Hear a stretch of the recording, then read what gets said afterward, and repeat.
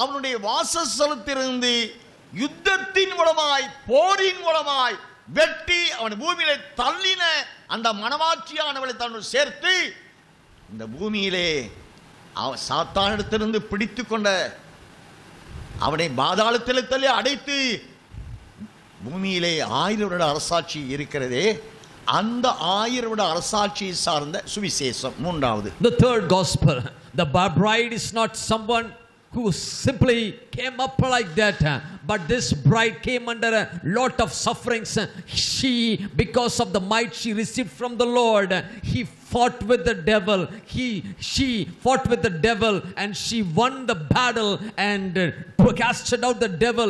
She wounded the Satan and she defeated the devil and casted out and claiming his position, and he and the bride take over her, the position of the Satan and ruled for 1000 years.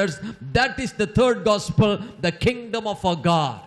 நான்காவது ராஜ்யத்தின் சுவிசேஷம் மனுக்குலத்தை நரகத்துக்குரியவர்களாய் நரஜீவன்களாக்கினானே சாத்தான், அவனை நியாய தீர்ப்பு கொடுக்கிறதும் அவனை சார்ந்தவர்கள் நித்தியத்திற்கு விரோதமானவர்களாய் நரஜீவன்களானவர்கள் நியாய தீர்ப்பு அடைய செய்வதற்குரியதான நான்காவது சுவிசேஷமே ராஜ்யத்தின் சுவிசேஷம். So the fourth gospel of the kingdom's gospel is to give judgment to the devil and all the troops with him who were enticed, all the people of the world, to become the members of him, to give the punishment and judgment upon the devil. The dragon is called the power of his Christ, the fourth gospel of the kingdom's gospel.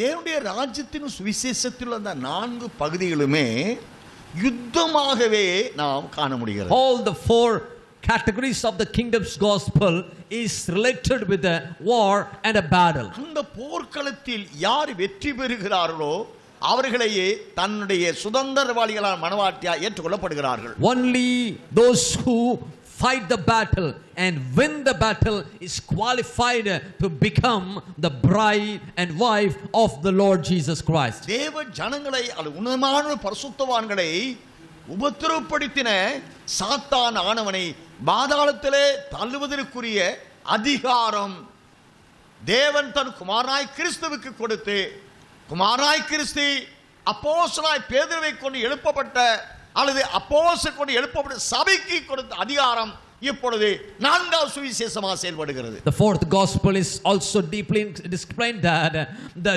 judgment which is going to give upon the devil dragon, who is also always accusing God's people and enticing God's people to come under his control, to give the judgment upon him and to cast him out to the lake of fire, to give him the hell, to give the judgment and punishment with the power of the Lord. That authority has been given unto the Lord Jesus Christ. The same authority is given partially to the bride also, to give the judgment along with the bridegroom. The church has been authorized.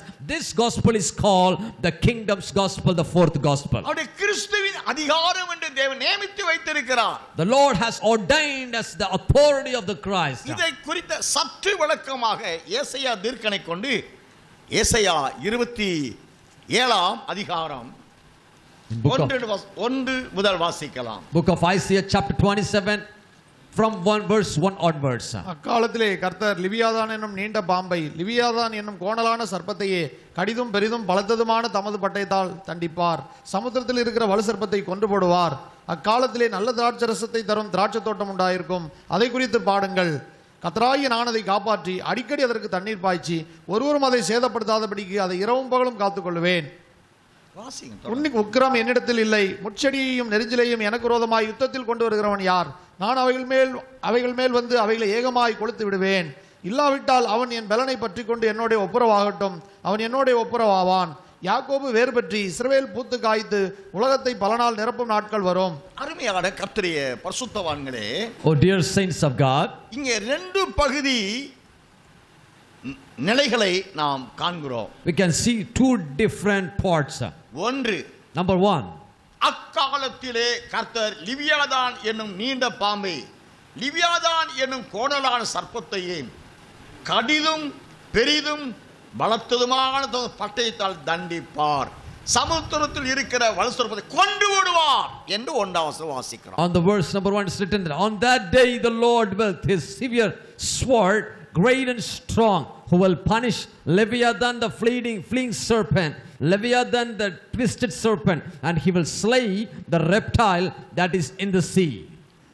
அவர் கொண்டு போட வேண்டிய நிலையில் 2ஆம் வசனத்தில் இன்னொரு நல்ல கனிதரும் திராட்சை தோட்டத்தை நாட்டுகிறதும் அதற்கு நீர் பாய்ச்சுவதும் அதை பாதுகாப்பதுமான இன்னொரு பகுதியை நாம் பார்க்கிறோம். We can see the second part, that he is planting a vineyard of red wine, he is protecting it, he is watering it, he is caring for the other vineyard.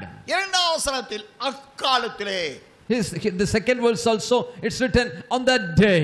1ஆம் வசனத்தில் அக்காலத்திலே தேவன் அவனை கொண்டு விடுவார் சொல்றார். Verse number 1 said that on that day he will slay the devil. 2ஆம் வசனத்திலே அக்காலத்தில் அவனை கொண்டு போடக்கூடிய அந்த காலத்திலே அவனை கொண்டு போடுகிறவர்கள் யார் என்பதை இங்கு 2ஆம் வசனத்தில் விளக்கி கொடுக்கிறார். On the second verse we can find that on that day in the say it refers to the people who will be slaying the devil. That people is called the vineyard that they are planting, replacing that place.